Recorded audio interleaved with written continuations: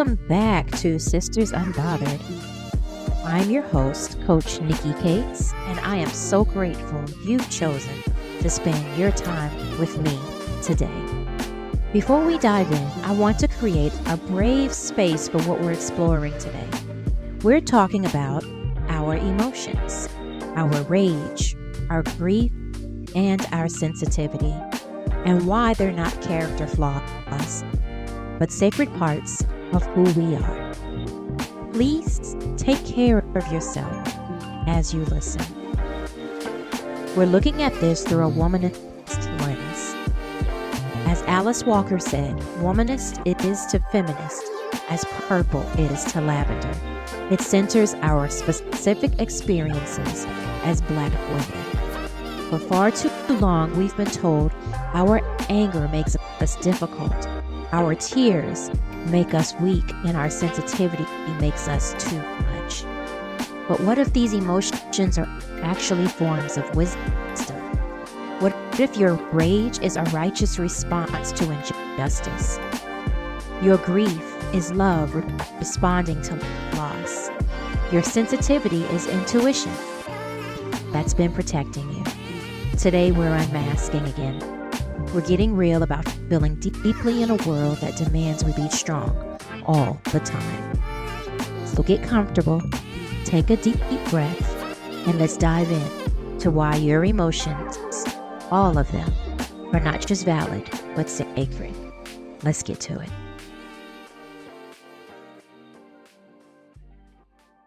Hey, y'all, let's go ahead and jump right in. So we're going to start by first defining what a womanist is. And I just want to remind you all, because majority of us are Black women, that being a womanist is basically being a Black feminist. However, this emphasizes a commitment not to just our survival as individuals, but for the wholeness of our entire communities. Alice Walker was the first to coin this term and defined it in 4 parts in her book, In Search of Our Mother's Gardens. And that 4-part definition centers love for Black women, appreciation for women's culture, and emotional authenticity. The way she says it is like this, quote, a woman who loves other women, appreciates women's culture, women's emotional flexibility, and women's strength. She also says, womanist is to feminist as purple is to lavender. She speaks of a radical love of loving ourselves completely, including our emotions. Now, why do we have to encourage each other as Black women to love our emotions? That's what I want to talk about today. Because we have been under a much greater scrutiny for whether we operate from emotion or not. It's like we do or we don't. We're damned if we do, damned if we don't. And you know what I mean. Either we're too emotional or we're termed BITCHs because we act like we have no emotions and no care. So that's not fair to us, but life's not fair. And that's not God's will for us either.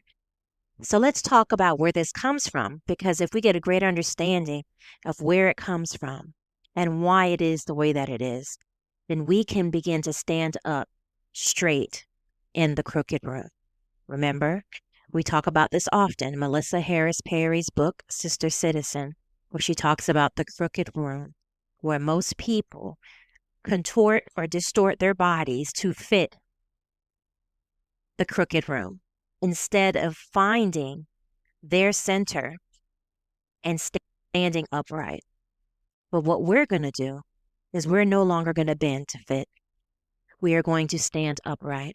We are going to stand straight. We're going to stand 10 toes down for ourselves and for our community. So let's go ahead and let's talk about this.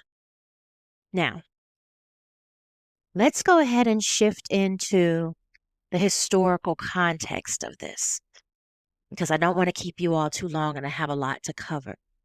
So let's talk about the historical context of emotional suppression. Slavery and Jim Crow. Let's think back, our ancestors. Black women historically masked their emotions in order to survive racial violence, and systemic oppression. They developed emotional armor out of necessity, not because they wanted to, but because they had to. And so, what came from this? Developing this emotional armor, the strong Black woman stereotype. And of course, this trope emerged as both a protective shield and a constraint for Black women for generations to come. Because not only did we do it to protect ourselves, but now we're being required to do it when we don't want or need to. Denying ourselves the space to be vulnerable and to seek help. Denying ourselves the ability to sit down and mind our business and do nothing. Like a lot of us are vowing to do in this season of this country. But you got to think about it. Even all the way back then to slavery, sharecropping, Jim Crow, there was a societal benefit from our emotional labor. We were caregiving. We were looked at to explain racism. We were looked at to maintain workplace harmony. Quote unquote, be team leaders, team players, excuse me. Frequently exploited and unacknowledged in the process. So here we were put into harsh conditions. Harsh is not even the correct term. It's not vile enough to describe what our ancestors had to endure. But my point is this. They were forced into a situation where they had to suppress their emotions, put on the face, wear the armor. And that created this strong Black woman stereotype because it's what we had to do, not necessarily what we wanted to do, because we wanted to be soft. We wanted to be treated like queens that we are. But that was not the way that the Black woman was seen in our society, and still today. That we are expected to suppress how we feel and keep on showing up for everyone else. However, how many of y'all know we can resist? Okay? And what I would like for us to take to heart is that anytime we go against the grain, anytime we go against the tradition, the societal expectation of who we're supposed to be, we are resisting in some way. That's why rest is resistance, because we are expected to fall in line with hustle culture, to keep climbing the ladder, to keep running the race. But that doesn't necessarily mean that we are required to do that on this hamster wheel, day in, day out, and never resist. So let's talk about what it looks like for us to resist through a womanist perspective. So we are talking about resistance.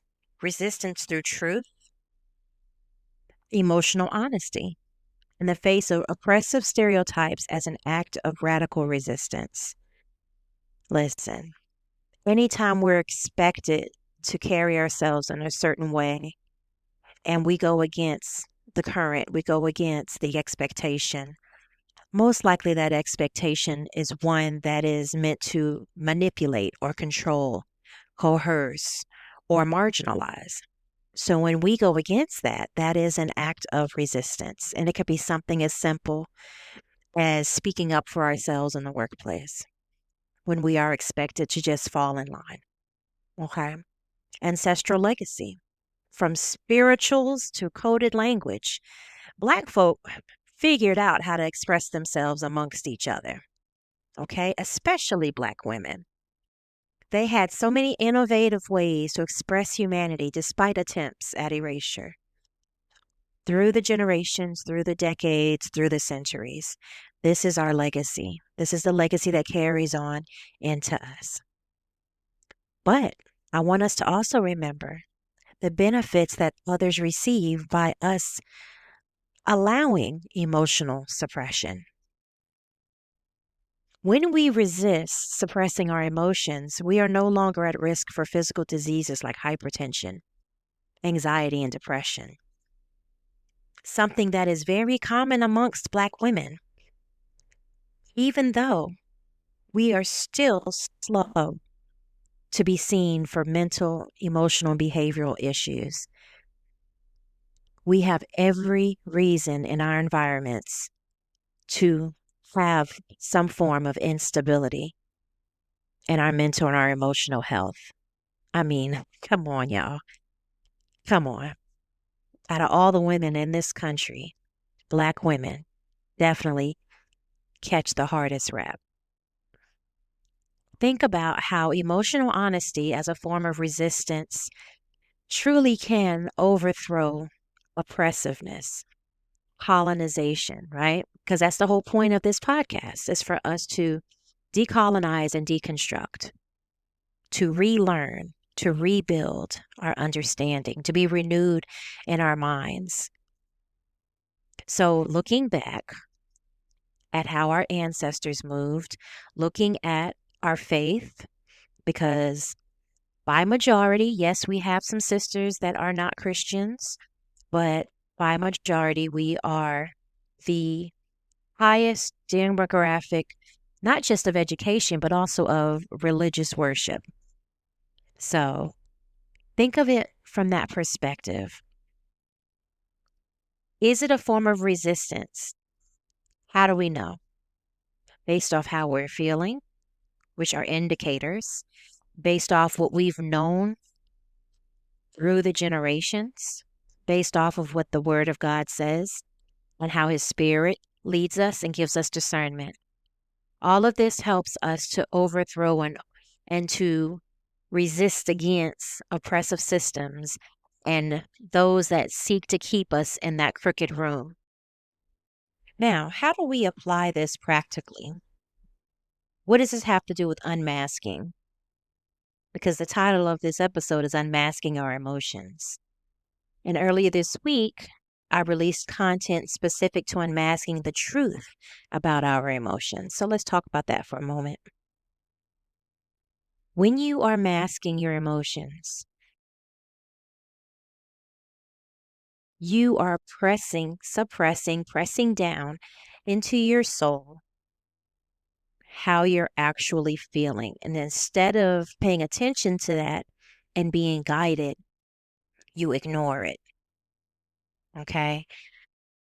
You do this possibly at work when it comes to rage against injustices that you've experienced or seen. You can do this in denying what the reality is in front of you, whatever that may be, whether that's in your personal or your professional life. Choosing to ignore it, hoping that it will no longer affect you or go away, which in reality it does not, my sister. It's still there, okay? Whether you look at it or not. Another practical way is daily practice of recognizing those emotions without judgment, okay? And then creating a personal definition of what that looks like to you, what feels authentic to you. Because when you begin to move with authenticity, you begin to know yourself more, and then you begin to love yourself. Okay? Know, love, be. That is one of the frameworks that I created for my coaching programs last year. Knowing yourself so that you are able to love yourself and be able to be yourself. And we're going to talk about that some more later this year.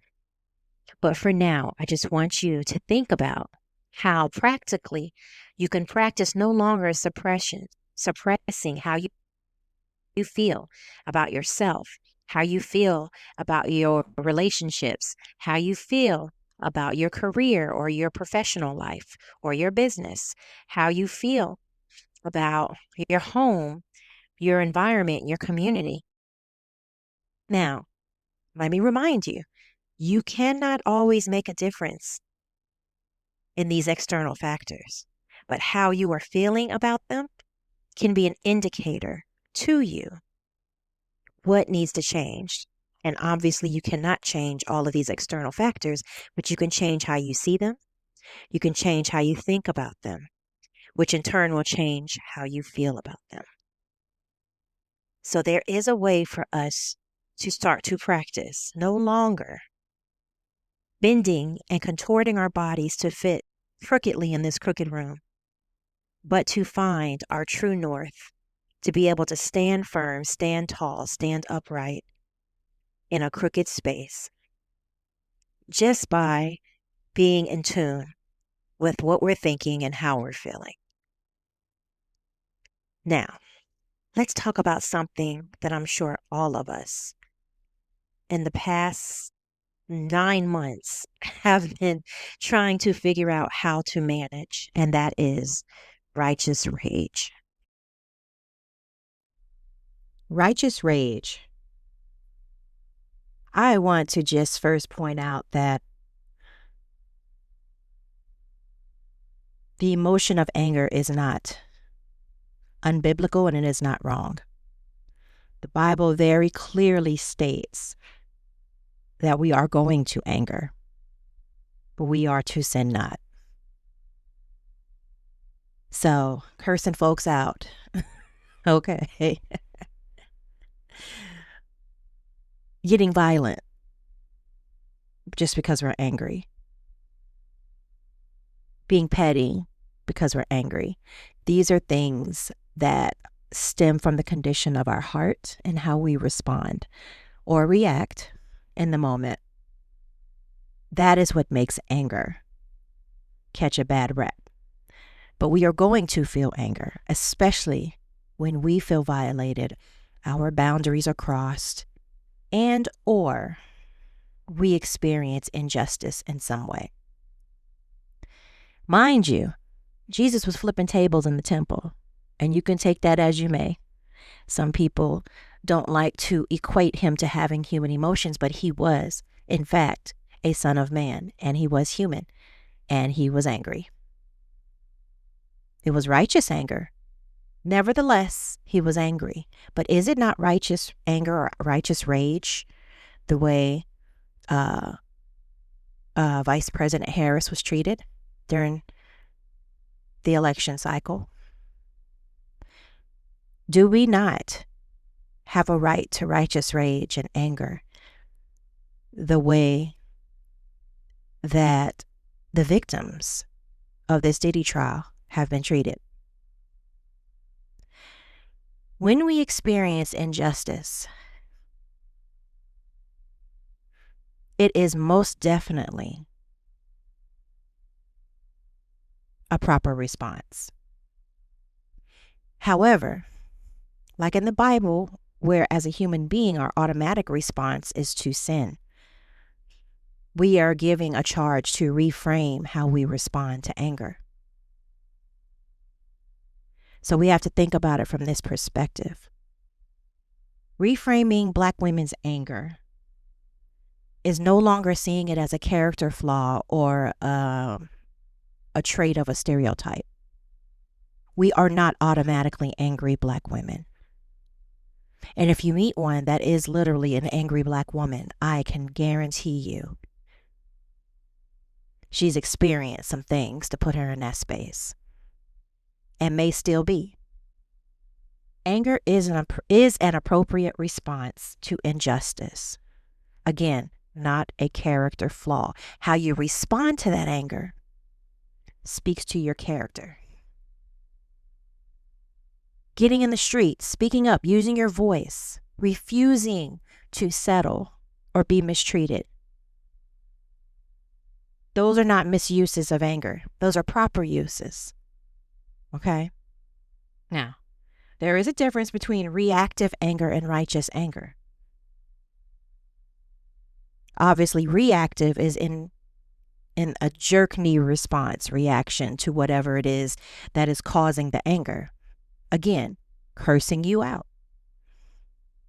turning up desks, yanking somebody's weave out their head. There are other examples. We know this, okay? I'm just giving a short list of examples of what it looks like to respond out of reactive anger. People go to jail because of how they respond through their reactive anger. Okay? You don't want murder to be your response. But there is a way to be angry and to respond from a righteous perspective, a perspective where you know that God is not going to be disappointed in your response, a response that is not going to harm yourself or others. Just something to think about, sis. Think about how anger, imagine having been around during the time of our ancestors and the anger that felt like. Right now, I'm talking to you all, and I'm looking at a book by Bell Hooks on my bookshelf called Killing Rage that I have not read yet. That would have been a very proper book to skim through before talking about this subject. So I am definitely going to do that after the fact and maybe circle back around to this particular emotion before the end of the year. Because as things continue to escalate in this country, all of us experience rage and we experience grief. And those are two of the emotions that I'm speaking to now, because it's not just Black women. Everyone in this country is experiencing anger and rage, but we're the only ones that get labeled angry Black women. So, speaking on that, our ancestors had to figure out a way to respond to their anger and their injustices and their violations without invoking further harm on themselves or their communities. Which, to be honest with you, let's think about it. They had to be extremely strategic, because anything out front in the open that could be seen as a response did affect them and their communities.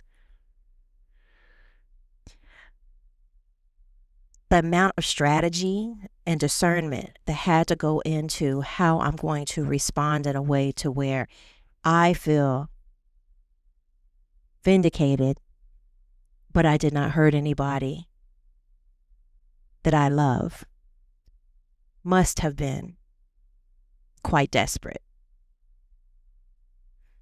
I don't know how much of us in this current day and time take the time to sit and think about how to respond in a way where it doesn't harm, but it helps us collectively. This episode is going super long, but I hope it's good information for y'all. Now, I do want to touch on this concept of suppressing our anger, because we don't want to be seen as the angry Black woman. We suppress it. We make excuses of why it's okay to push it down, hold it back, compartmentalize it. But we, as a collective community, have way more reasons to be angry, to feel violated, to feel like we're experiencing or seeing injustice to those like us, being erased, being overseen, being forgotten, being thrown out like quote unquote trash. Okay? How does that unexpressed anger affect us in the long run? Well, we already know this. It shows up in our bodies. It shows up in ways of sickness and illness and ailments. It shows up in depression. It shows up in anxiety. It shows up in an overall don't give a F attitude, where you begin to develop walls to protect yourself from people. Which, if you put up walls, there's no way to serve. There's no way to love. So that is not God's will for you, okay?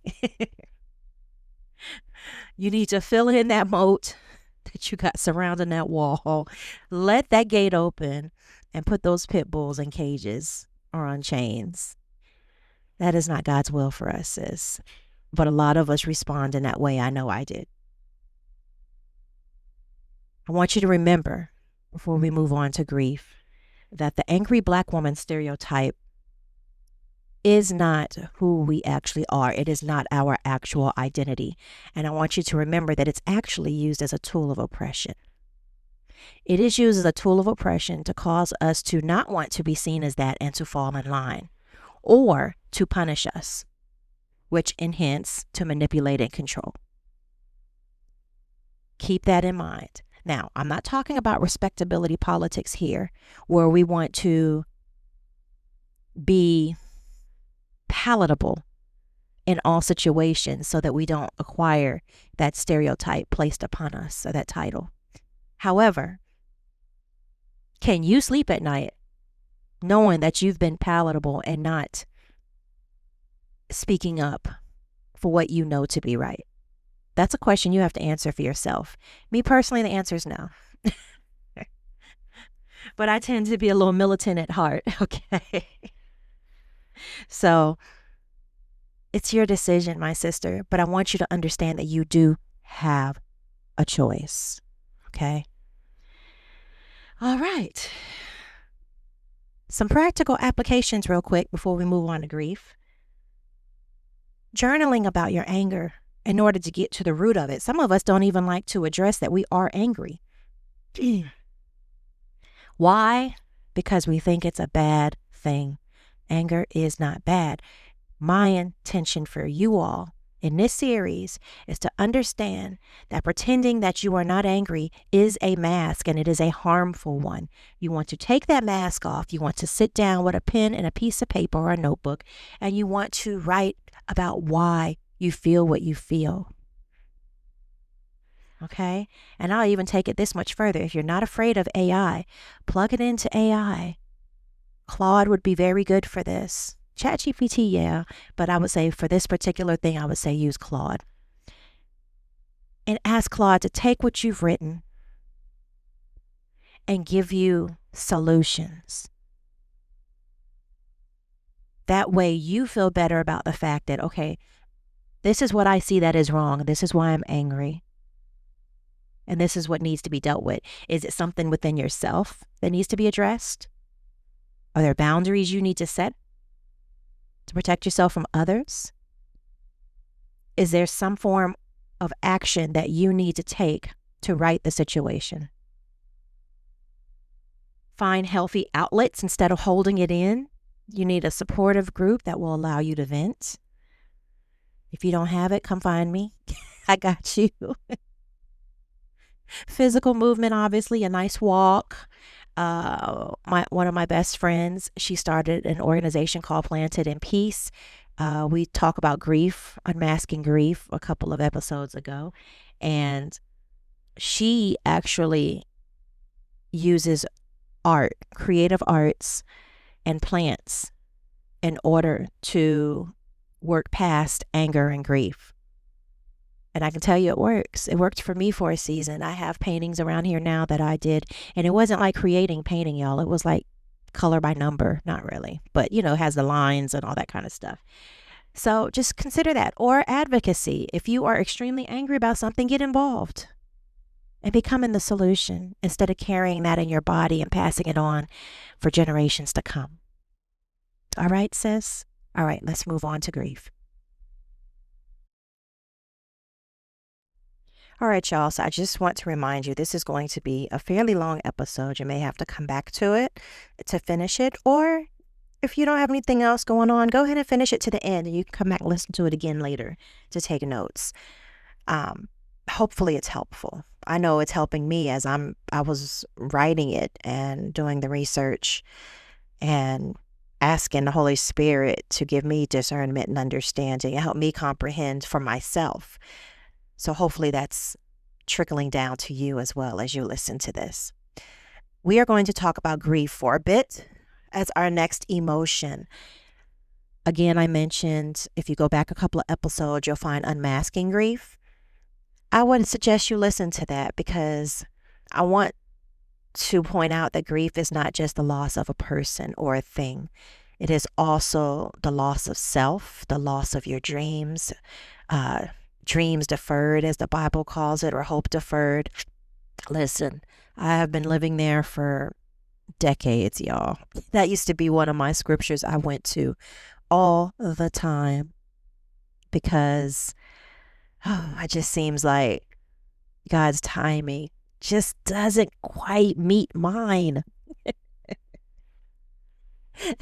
And yet, Nikki doesn't like to say she's impatient, but she is. But I've grieved a lot pertaining to the loss of time, the loss of opportunities, the loss of dreams coming to fulfillment, the loss of relationships. I have not lost a child like Shar. And so when she talks about that journey for herself, it's something that's new for me. And as friends with her for the last few years, she got deeper than I ever knew. And so it's a very powerful episode if you have a chance to go back and listen to it. But I just want to remind you all about grief, that it is a natural response. Most of us grieved, particularly the 92%. We grieved November 5th, November 6th, all the way through to the end of the year. Personally, I think I grieved naturally for a couple of months, and then I turned around and grieved spiritually for a couple of months for this country. It might have been more than a couple, actually, a few. But that was a personal loss for us because we were so hopeful that things were changing. But instead, they went in the whole opposite direction, throwing us backwards instead of forwards. And that's a loss, y'all. So if we can't speak to grief in any other situation, surely we can speak to it from that perspective. But I would encourage you to really think about where you have grieved and not even realized it. There are multiple layers to grief. It can be personal. It can be community or communal. It can be systemic. What's happening in our country right now, our nation right now, we are not the only ones grieving.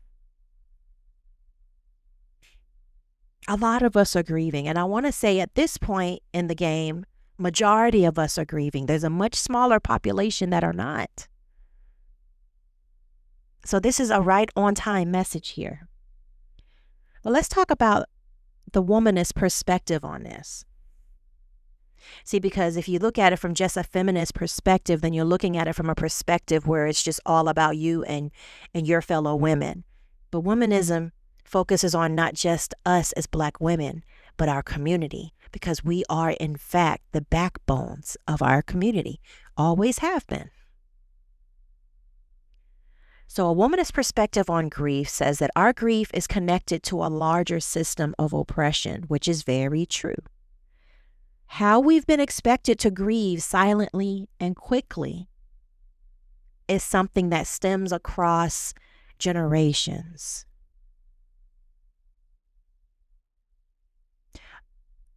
Our ancestors had, even, you know what? I'm not even going to just say our ancestors. Black women, past, present, and future, are expected to remain silent when they are violated. And if they do not, they are treated like trash. The Diddy trial is a prime example of that. Yes, absolutely. We are expected to, yeah, you may have been wronged, but just go lick your wounds quietly and stop talking about it.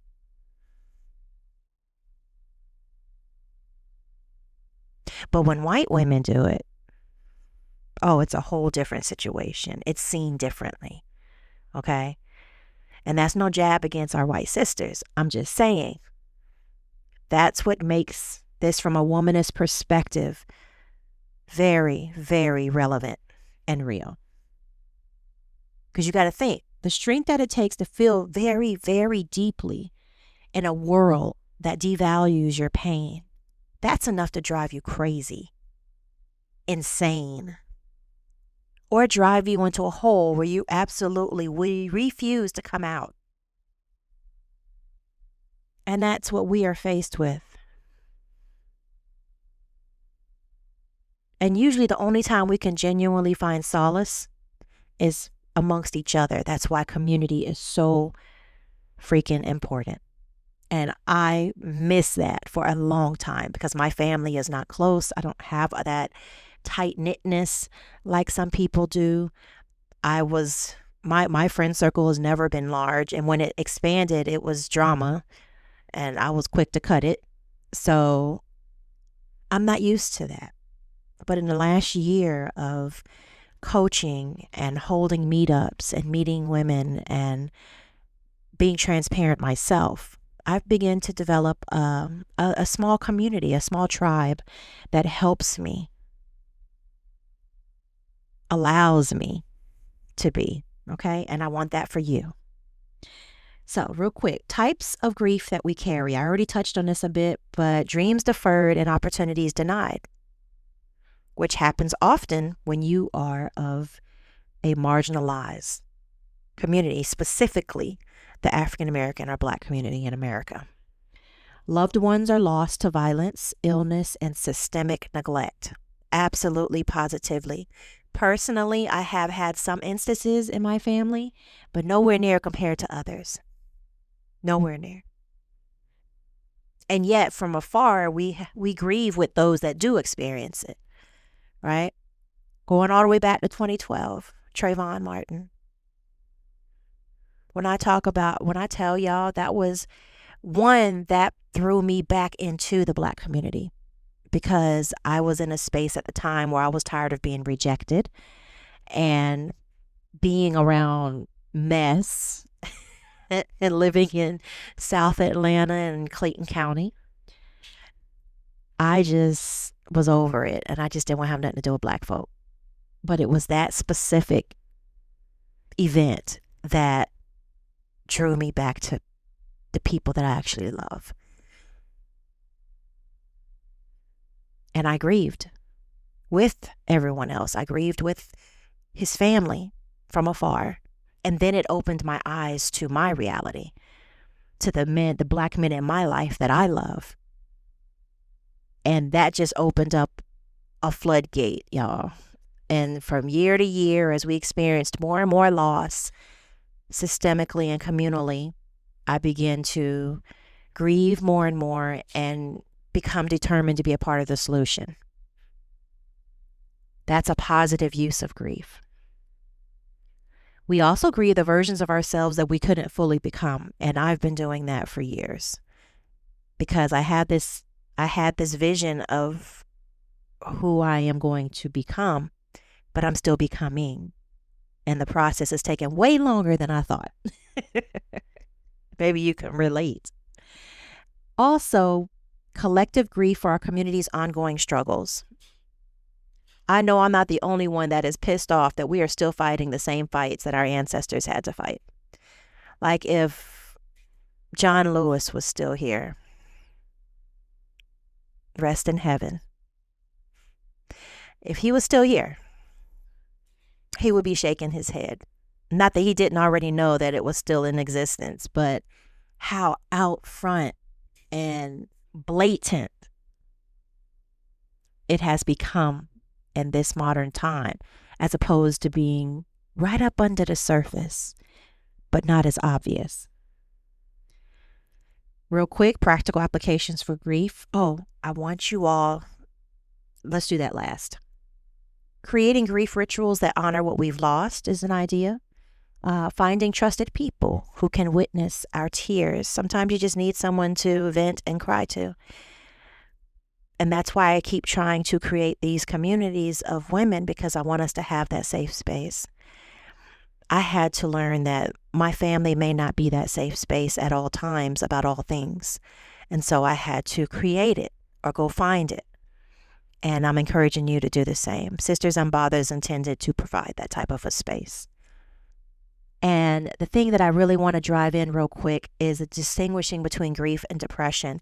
And I want to start by saying that friend that I was talking about on the Unmasking Grief episode, earlier in our friendship, when I really began to realize what she had been dealing with losing her son, I was still dealing with stabilizing my depressive situation. I have been living with unchecked, undiagnosed depression, severe depression, for a very long time. And in the last few years, the VA has acknowledged it. I am now a disabled veteran. I receive disability. I have free health care. And so I'm able to receive medications and therapy when needed. They're even helping me go to school, finish my degree. But I was depressed, and it wasn't always because of a thing. It was because of just my makeup, right? Like chemically or hormonally. However, from afar, it looked like Shar was depressed as well. However, I remember her going and starting to see a therapist, and that therapist told her, "You're not depressed, you're grieving." And when she said that to me, I was like, wait, aren't they the same thing?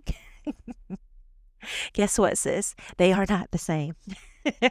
One is not like the other. So just real quick, I want to help you understand the difference between grief and depression. And then I think I'm going to skip the next emotion and we'll have to circle back to it so that I can start to close up this episode. So if you are grieving, it is a response to something specific, a death, a job, a person, a thing. Okay. Depression may arise without clear external triggers, which is very true. I would just wake up in the morning and be depressed. Not that life became even more sucking than it already was. I just couldn't manage my emotions. Grief. Sadness comes in waves when you're grieving, which speaks to what Shar was talking about, where you have to learn how to live with the grief in a way where you understand sometimes you're up, sometimes you're down, and to embrace the times when you are up and experience the joy. Allow yourself to be present for it. In depression, you are persistently and consistently struggling in a low mood. For grief, you are still able to experience positive emotions, but in depression, you have a sense of joylessness, difficulty feeling pleasure. Lord knows, I remember saying that to my therapist back at the end of 2020 when I was at my rope's end, like suicidal almost. No, I actually thought it. But I said to her, I just can't find anything to be joyful about. Like, it's just not there. Nothing brings me that. And I love my children, and I love my husband, and I love some of the things that I've been able to experience and to accomplish, but I wasn't able to enjoy it. Okay. But with grief, you're able to still experience those positive emotions because the waves of sadness come in and out. For grief, your thoughts focus only on the person or situation you lost, right? So for instance, you're getting a divorce and you can't stop thinking about that marriage or that person or that relationship. But when you are depressed, you just feel hopeless altogether, down on yourself, critical of yourself. It no longer becomes about that situation, but about you, okay? Grief, you still maintain your self-esteem, but when you're feeling depressed or you're in depression, you are marked by worthlessness and shame. In grief, you are functioning, but will temporarily be impaired. However, depression, you are functioning impaired long term. And I can speak to that because even on medication, even going to therapy, even doing all of the things in a natural sense and making sure I'm surrendering spiritually, I still struggle long term, day in, day out, with monitoring and maintaining my moods and my emotions because of depression. Grief can bring suicidal thoughts because you're longing for a reunion with the loss. But in depression, suicidal thoughts stem from needing an escape, from despair, from pain, from struggle. And please forgive me if that triggers anybody that may have lost someone to suicide. But hopefully this is delivering somebody, okay? All right. So we are going to skip sensitivity. As much as I would like to touch on it, we will touch on it again later. We will circle back around to emotions again later this year. I wanted to get to practical womanist healing for a moment. We are at 45 minutes, so I'm going to try to move a little bit swiftly so we can get this closed out before an hour. All right. Building womanist community. Remember, womanism focuses not just on a Black feminist, but also the communal aspect of her existence, right? So her ancestry, her family, her circle or network, her community, right? So obviously, we find healing in community, creating sister circles where emotions are welcomed, which I attempt to do in my meetups, online, through community, Global Women's Transformation Collective, Sisters Unbothered. You want to find your tribe of emotionally available people. And I think that's the issue that took me a long time to realize, is that it wasn't that my family didn't love me or care about what bothered me or that I needed to talk about. They just didn't have it in them to give to me.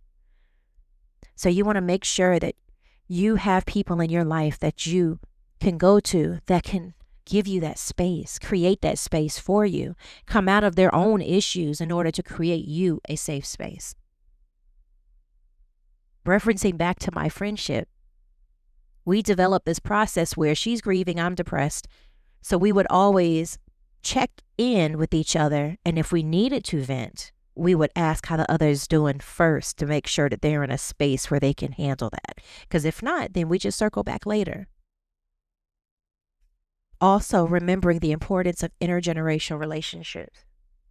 I talk to my daughters, and while they may not be as experienced as I am, they tend to give me a perspective that I did not see. So we have to be open to that. We talk about getting that from our elders, but we don't talk about getting that from the younger generation. Sometimes they can give us a perspective that we would not receive on our own, okay? All right, daily womanist practices. I am an advocate for this next one, and if you watch my vlog on YouTube, you know I am. Morning emotional check-ins without judgment, journaling prompts rooted in womanist principles, movement and breath work for emotional release and creative expression as emotional outlet.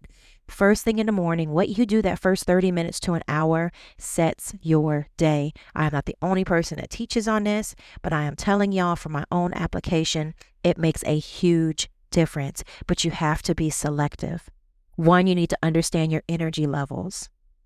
Okay, you need to have a priority of what's the most important to you. When you understand your core values, your first 3 to 5 values need to fit in that first 30 minutes.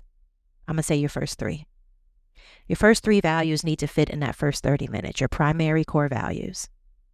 Those are your priorities. For me, that is my faith, that is my family, and that is transformation in whatever way that God is seeing fit for it, whether that's in me or through me or around me.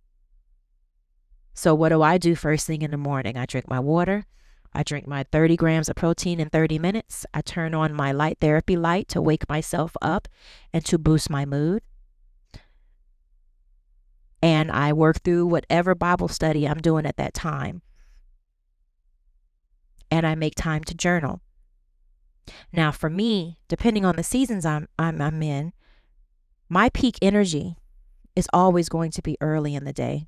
So whatever is the priority in that moment, whether it's writing, creating content, or getting a walk in.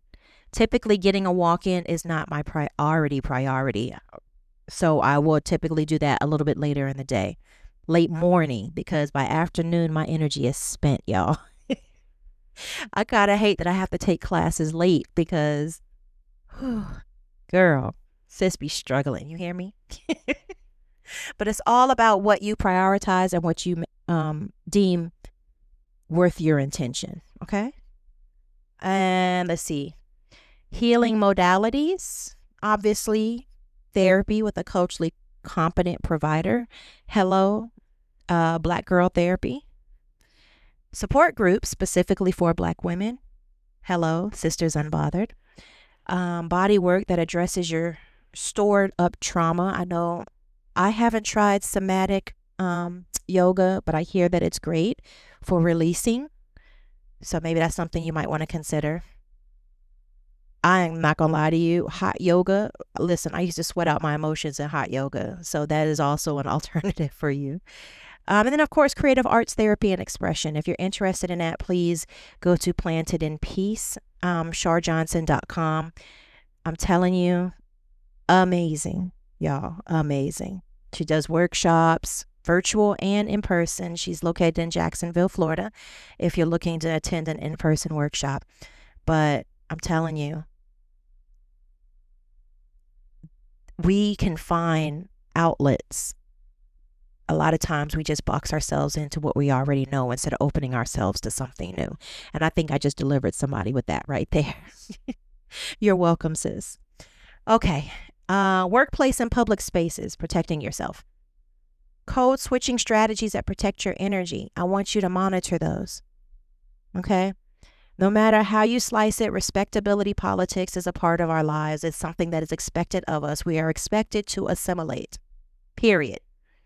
We are expected to conform. But there is a way to do that where you are still protecting your energy and your peace. Because if it costs you your peace, go ahead and finish it. It's too expensive. Be proactive about finding allies who support you authentically. It may not be everyone in your workspace, but if you at least have one or two people that allow you to just be you and to speak freely, y'all. And if you can't find that in a growth space, it's easy to say, consider getting another job. But in this day and age, it may not be that easy. Because I used to be a sheer advocate for people figuring out how to own their own. But again, not easy, not for everyone. So you really have to pray for discernment, y'all. Discernment is everything because it gives you the ability to apply the word of God, your worldly knowledge, and your unique understanding of the world. It allows you to take all of that and apply it effectively, uniquely for your situation. All right. Creating micro communities within a larger system, and advocating for emotional safety in professional settings. That is what I am hoping to do with Unmask at work, is to create safer workplaces for people like us without invoking DEI checklists. Because we already know that we are in DEI burnout and we are in the banning of anything in relation to DEI, which is crazy to me because we all know that the way they use the word DEI is really saying black, right? Not actually diversity, equity, and inclusion. So, I digress. Living unmasked, integration and action. My sisters, this is a journey. This is not a marathon. This is going to take some time because we have to unlearn what we've learned. We have to decolonize where we've been colonized. We have to decondition where we've been conditioned. And that takes time to reprogram and recalibrate. So I want you to keep in mind that your healing is never going to be a linear straight line. There are a whole lot of bumps and curves and ups and downs and arounds and abouts and detours and so forth. And I think all of us at our big age understand that to be true. So be patient and give yourself grace. All right? Celebrate the little wins when they show up. Why, if you can figure out why you're angry and choose how you respond instead of just reacting, that is a win, sis. If you can say to someone that I am grieving X, Y, and Z because of X, Y, and Z, and give yourself grace for that, that is a win. If you can apply that understanding to someone else that you're interacting with, that is a win. That is growth. So I want you to embrace both strength and vulnerability. Okay? Because our anger can be seen as a strength. Our grief can be seen as a strength. Stop seeing yourself as weak because you have emotions. and stop masking the fact that you have emotions because you think that you are seen as weak. They are your strengths. All right? Okay. Well, I think we're done. I'm looking at my notes here. I don't think I need to really hit much of anything else. So here are your key takeaways for this episode. Your emotions are not the enemy. They are information and power. Okay? Rage and grief are natural responses to your lived experiences as a human being, not just as a Black person. It may be more agitated as a Black person in America, but they are still natural responses, and they are not your identity. Living authentically is both personal healing and it's collective resistance. Okay? You are worthy of love exactly as you are, emotions and all. You do not have to unmask them anymore. And if you're in relationships where you have to mask them, it's time to consider some boundaries. Okay? I want to note that when you place boundaries, that doesn't mean that you kick everybody out and keep them out. You set parameters for the violators, okay? Because too many of us put ourselves on these isolated islands and won't let nobody in. I'm speaking what I know, sis. That's not the best way. And life gets so much better when you allow people in, even if you only let a couple in, okay? So call to action. One small step that you can take this week is to just breathe through your emotions and accept them as a reality instead of pretending like they don't exist. Actually, now that I've said that, that doesn't sound that small.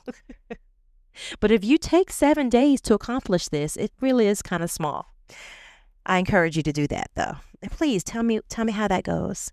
Comments, message me, let me know.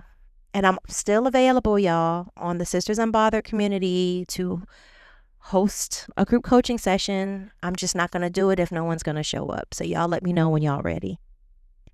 Resources for continued support. I would encourage you to start reading if you are a reader. Honestly, all of us should be readers at some point, especially now. The TikTok movement reminded me of how much we don't know because it's in books. Y'all, our people have been talking about what we're experiencing for a long time. They have been giving us strategies. They've been giving us solutions. We just haven't been accessing it because it's been in the pages of a book. And if Hillman Talk didn't do nothing else, it did that. So I am encouraging you to read. If you need some books to read, hit me up, message me. I got you. Okay. And check out, was it thriftbooks.com? That is my go-to now instead of Amazon. All right. And then I just want to invite you to the Unmasked journey, y'all. If you're not familiar with the Unmasked series, we have been going for almost 2 months now. And we're going to keep going through the end of the year, focused on different aspects of unmasking right now in modern times, in our lives, and our careers, in the church, in our faith. So please join us. I did just release last week, because we were talking about unmasking at work, a 7-day burnout reset for Black, Indigenous, women of color professionals.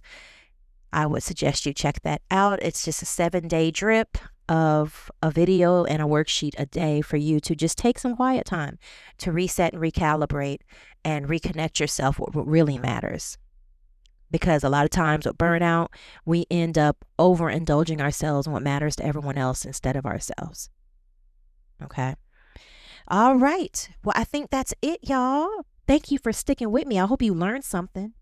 Looks like we are exactly at 1 hour. Please let me know if this is helpful. Please share with the sister if you know that she will be blessed. And I will see y'all next week. Love y'all. You have been listening to Sisters Unbothered.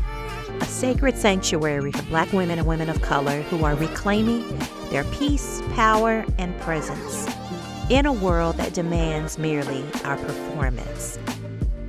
This season, we're journeying through the Unmasked series, a multi-layered experience of personal development training, emotional healing, and group coaching for women ready to take off the masks, step into congruency, and live as their whole, healed, authentic selves. If you are, in fact, ready to go deeper, if you are ready to unlearn and relearn, deconstruct and rebuild within yourself and your life, join us for the live transformation circle sessions on Thursday evenings, transformation coaching calls, which is basically group coaching on Saturday mornings. And if you're ready for personal, tailored strategy and growth, I am currently accepting new one-on-one coaching clients. Click the link in the description and send me a message and schedule a discovery call. You weren't born to live silenced. You weren't created to shrink. You are worthy of rest, reciprocity, and radical love. Sis, this is your season to unmask, unlearn, and unbecome what never belonged to you. Until next time, be encouraged, be empowered, be fulfilled, be unbothered.